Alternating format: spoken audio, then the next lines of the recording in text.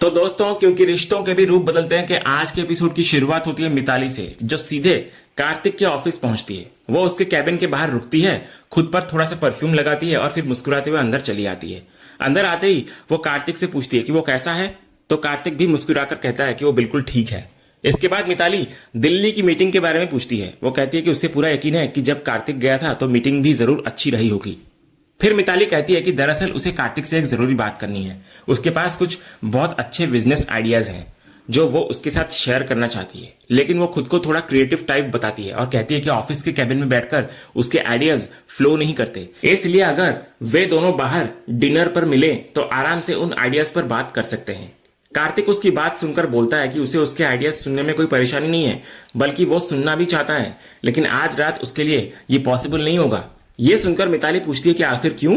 तब कार्तिक मुस्कुराते हुए कहता है कि आज रात तो मिताली खुद भी फ्री नहीं है। तो मिताली तुरंत मुस्कुराकर पूछती है कि क्या उसने उसके लिए कोई प्लान बनाया है, लेकिन कार्तिक कहता है कि शायद नोएना जी ने उसे इनविटेशन के बारे में नहीं बताया। फिर वो कहता है कि कोई बात नहीं, वो अभी इनविटेशन उसके फोन पर भेज देता है। इतना बोलकर कार्तिक अपने मोबाइल से इनविटेशन मिताली के फोन पर भेज देता है और उसे चेक करने के लिए कहता है। इधर जैसे ही मिताली इनविटेशन खोलती है, उसके पैरों तले जमीन खिसक जाती है, क्योंकि वो किसी डिनर का नहीं बल्कि कार्तिक और वृंदा की एंगेजमेंट का इनविटेशन होता है। ये देखकर मिताली हैरानी से पूछती है कि क्या ये सच है। तो कार्तिक मुस्कुराकर बोलता है कि हाँ, ये बिल्कुल सच है। आज रात उसकी और वृंदा जी की एंगेजमेंट है। मिताली फिर पूछती है, उसे तो वृंदा के पास्ट के बारे में सब पता है ना, तो फिर। इस पर कार्तिक शांत होकर कहता है कि अतीत तो अतीत होता है, जो बीत गया उससे उसे कोई फर्क नहीं पड़ता, बल्कि उसके घर पर जो कुछ भी हुआ, भले ही जिस तरह हुआ वो सही नहीं था, लेकिन उसी वजह से वो अपनी दिल की बात वृंदा जी से कह पाया, वरना शायद वो कभी हिम्मत ही नहीं जुटा पाता। फिर वो मुस्कुराकर कहता है कि इसके लिए तो उसे मिताली को थैंक यू कहना चाहिए, क्योंकि जो कुछ हुआ उसकी वजह से उसकी सारी झिझक खत्म हो गई। इतना कहकर कार्तिक कहता है कि अब वो उससे रात की एंगेजमेंट फंक्शन में मिलेगा। फिर वो चला जाता है। कार्तिक के जाते ही मिताली के चेहरे की मुस्कान गायब हो जाती है। वो खुद से कहती है कि इतना सब कुछ हो गया और उसे इसकी भनक तक नहीं लगी। इसके बाद वो तुरंत देव को फोन लगाती है। उधर देव बड़े आराम से अपने चेहरे पर फेस मास्क लगाए हुए बैठा होता है। वो मिताली का फोन देखकर भी उठाता नहीं और मजाक में कहता है कि उसका फोन उठाने से रिंकल्स कम नहीं होंगे बल्कि और बढ़ जाएंगे। इधर मिताली गुस्से से कहती है कि ये स्टूपिड देव उसका फोन ही नहीं उठा रहा, अब वो उसे बिल्कुल नहीं छोड़ेगी। इसके बाद अगला सीन नोएना के पास पहुंचता है। मिताली गुस्से के मारे नोएना से पूछती है कि उन्होंने उसे एंगेजमेंट के बारे में बताया क्यों नहीं, जबकि इनविटेशन तो उन्हें पहले ही मिल चुका था। नोएना कहती है उसे लगा था मिताली ऑफिस से निकल चुकी है, इसलिए बात उसके दिमाग से निकल गई। वैसे भी उसे ये इतना बड़ा मुद्दा नहीं लगा, लेकिन मिताली हैरान होकर कहती है कि ये बात उनकी जुबान से अच्छी नहीं लगती, जबकि उन्हें सब कुछ पता था और उसने खुद उन्हें अपनी फीलिंग्स के बारे में बताया था। फिर भी उन्होंने वृंदा की हेल्प की। अगर वो उसकी हेल्प नहीं करती तो शायद आज ये एंगेजमेंट भी नहीं हो रही होती। इस पर नोएना कहती है कि वृंदा एक अकेली और बेगुनाह औरत है, उसे झूठे केस में फंसाया गया था। वो जानती है कि मिताली वृंदा को पसंद नहीं करती, लेकिन इंसानियत भी कोई चीज होती है ना। तो मिताली तुरंत कहती है कि फिर वही इंसानियत उसके लिए क्यों नहीं थी, वो भी तो अकेली है। और नोएना अच्छी तरह जानती है कि उसे कार्तिक पसंद है।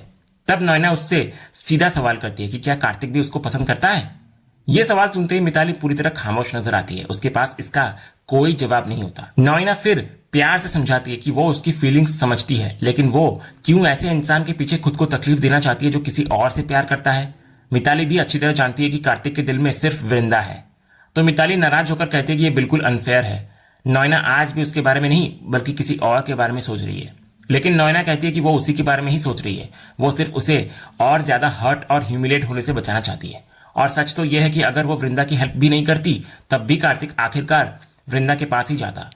बस उसे अंदाजा नहीं था कि यह बात मिताली को इतनी ज्यादा तकलीफ देगी।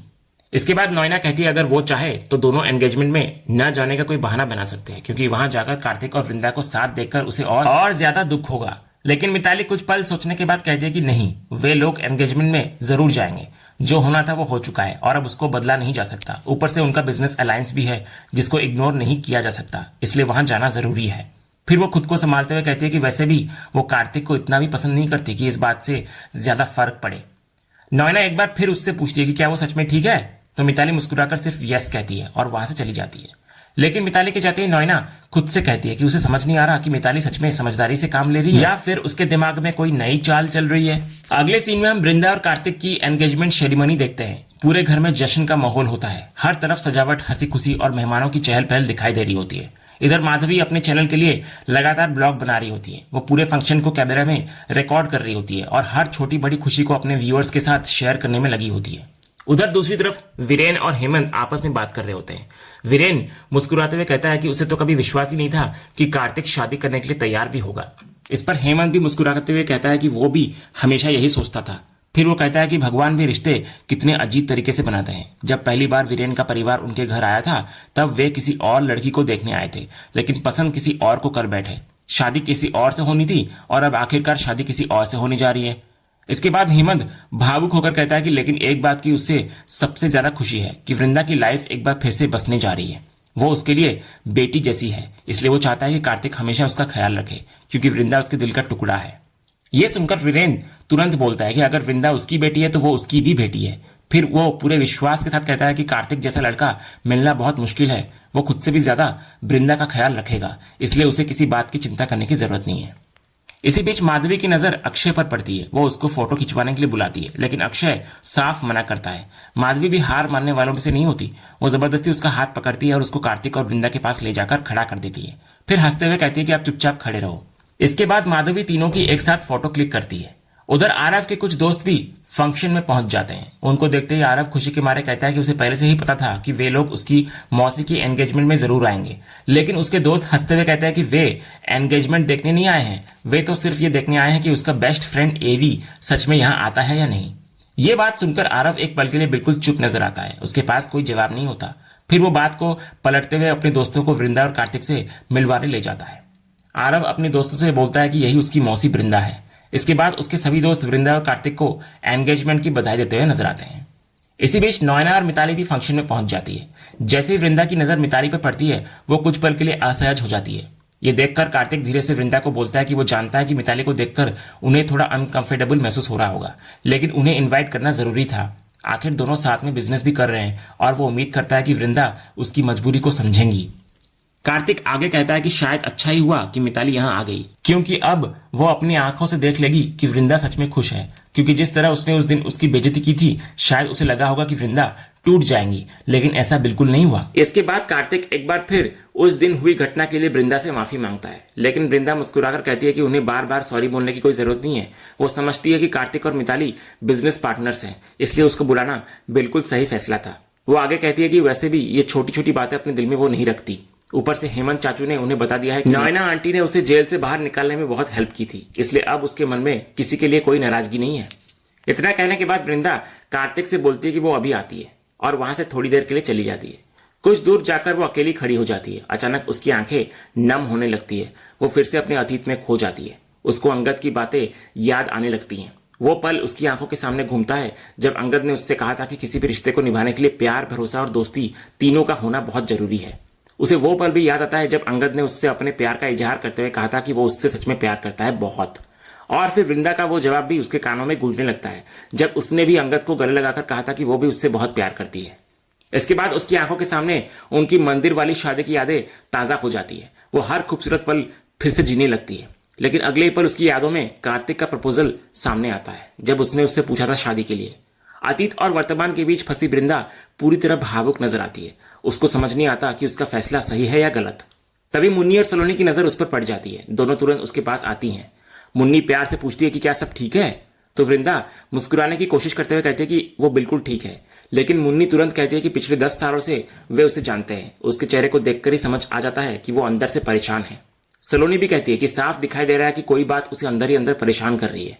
ये सुनते ही वृंदा की आंखों से आंसू निकल जाते हैं। वो रोते हुए कहती है कि उसे समझ नहीं आ रहा कि आखिर वो जो करने जा रही है वो सही है या गलत। चारों तरफ सब लोग खुश हैं, लेकिन उसके दिल में एक अजीब सी उलझन है।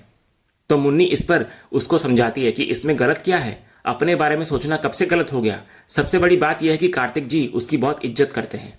सलोनी भी कहती है कि कार्तिक सिर्फ वृंदा ही नहीं बल्कि उसके बच्चों और पूरे परिवार से भी बहुत प्यार करते हैं, इसलिए रिश्ता गलत नहीं हो सकता। मुन्नी आगे कहती है कि सबसे जरूरी बात यह है कि कार्तिक सच में वृंदा से बहुत प्यार करते हैं। लेकिन वृंदा टूटे हुए मन से पूछती है कि उसके अपने प्यार का क्या होगा, उसकी अपनी फीलिंग्स का क्या होगा, क्योंकि उसका मानना है कि सच्चा प्यार तो जिंदगी में सिर्फ एक ही बार होता है। इस पर मुन्नी उसको समझाती है कि ऐसा बिल्कुल जरूरी नहीं है। किसने कहा कि इंसान दोबारा प्यार नहीं कर सकता। फिर वो कहती है कि जिससे वृंदा ने इतना प्यार किया वही उसको छोड़कर चला गया। ये सुनते ही वृंदा की आंखों के सामने वे सारे दर्दनाक पल घूमने लगते हैं जब अंगद ने उसको अपमानित किया था और हालात ऐसे बने कि उसे तलाक लेने पर मजबूर होना पड़ा था।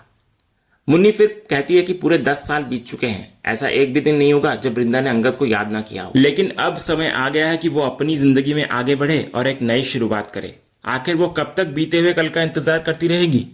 तब वृंदा धीरे से कहती है कि वो अब अंगद का इंतजार नहीं कर रही, क्योंकि उसे पता है कि अंगद उससे नफरत करता है। और सच तो यह है कि वो भी उसे कभी माफ नहीं कर पाएगी, क्योंकि उसने उससे उसकी सबसे अनमोल चीज छीन ली, और वो है उसका प्यार। इतना कहते कहते वृंदा फूट फूट कर रो पड़ती है। मुन्नी और सलोनी तुरंत उसको गले लगाकर संभालती हैं और उसको शांत कराने की कोशिश करती हैं। उधर दूसरी तरफ हेमंत पूरे सगाई फंक्शन की तैयारियों का जायजा ले रहा होता है। वो स्टाफ को एक एक चीज ध्यान से समझा रहा होता है। हेमंत कहता है कि सारी डेकोरेशंस बहुत अच्छी हुई है और अब लगभग सारी तैयारियां पूरी हो चुकी हैं, क्योंकि कुछ ही देर में रस्में शुरू होने वाली है, इसलिए सभी लोग अपनी अपनी जगह पर चले जाएं। इतना कहकर वो बोलता है कि वो भी अभी वहीं पहुंचता है। फिर वो जैसे ही आगे बढ़ता है तभी अचानक उसकी टक्कर नॉयना से हो जाती है। दोनों एकदम से रुक जाते हैं और कुछ पल के लिए बिना कुछ कहे एक दूसरे को देखते रहते हैं। माहौल में एक अजीब सी खामोशी छा जाती है। कुछ सेकंड बाद हेमंत ही चुप्पी तोड़ते हुए पूछता है कि वो कैसी है, तो नॉयना हल्की सी मुस्कान के साथ जवाब देती है कि वो भी बिल्कुल ठीक है। इसके बाद हेमंत बात को सामान्य बनाने की कोशिश करता है। वो कहता है कि वो सोच रहा था कि उनकी तरफ से जो रॉ मटेरियल आया है उसका थ्रेड काउंट एक बार फिर से मैच कर लिया जाए, लेकिन हेमंत अपनी बात पूरी भी नहीं कर पाता कि तभी नॉयना उसको बीच में ही रोक देती है। वो हल्के तंज के साथ कहती है कि दोनों के बीच इतना कुछ हो जाने के बाद भी क्या उसके दिमाग में सबसे पहले बिजनेस की ही बात आई? क्या सच में उसे यही कन्वर्सेशन शुरू करनी थी? हेमंत थोड़ा हैरान होकर कहता है कि वो उसकी बात समझ नहीं पाया। तब नॉयना मुस्कुराते हुए कहती है कि वो अच्छी तरह जानती है कि हेमंत आखिर कहना क्या चाहता है, लेकिन वो कह नहीं पा रहा, इसलिए जो कहना है साफ साफ कह दे। अगर थैंक यू बोलना है तो बिना झिझक बोल दे और आगे बढ़ जाए। बेवजह दोनों का समय बर्बाद करने की जरूरत नहीं है। तो नॉयना की बात सुनकर हेमंत आखिरकार मुस्कुराते हुए उसको थैंक यू कह ही देता है। ये सुनकर नॉयना भी मुस्कुराती है और कहती है कि देखा, ये कहना इतना भी मुश्किल नहीं था। लेकिन अगले ही पल वो अपनी बात बिल्कुल साफ करती हुई नजर आती है। वो कहती है कि उसने वृंदा की हेल्प जरूर की, लेकिन इसका यह मतलब नहीं कि अचानक से दोनों दोस्त बन जाएंगे।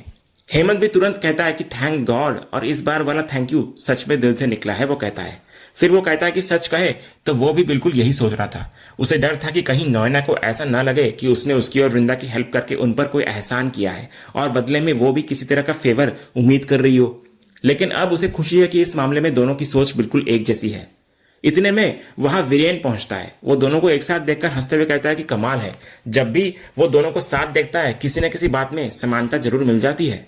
फिर वो गौर से उनके कपड़ों की तरफ देखता है और कहता है कि आज भी दोनों ने बिल्कुल एक ही रंग के कपड़े पहन रखे हैं। क्या दोनों पहले से आपस में कोऑर्डिनेट करके कपड़े पहनते हैं?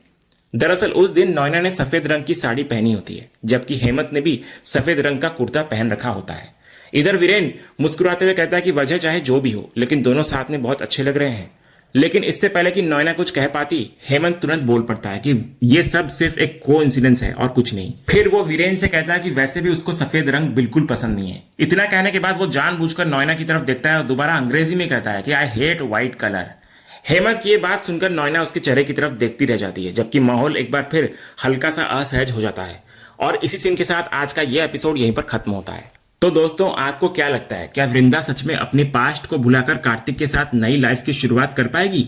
अपनी राय हमें नीचे कमेंट करके जरूर बताइए। अगर आपको हमारी ये वीडियो पसंद आई हो तो इसे लाइक और अपने दोस्तों के साथ शेयर करना बिल्कुल मत भूलिएगा। और क्योंकि रिश्तों के भी रूप बदलते हैं कि हर नए एपिसोड की सबसे तेज और सबसे पहले अपडेट पाने के लिए हमारे चैनल को सब्सक्राइब कर लें और बेल आइकन को भी जरूर दबा दें।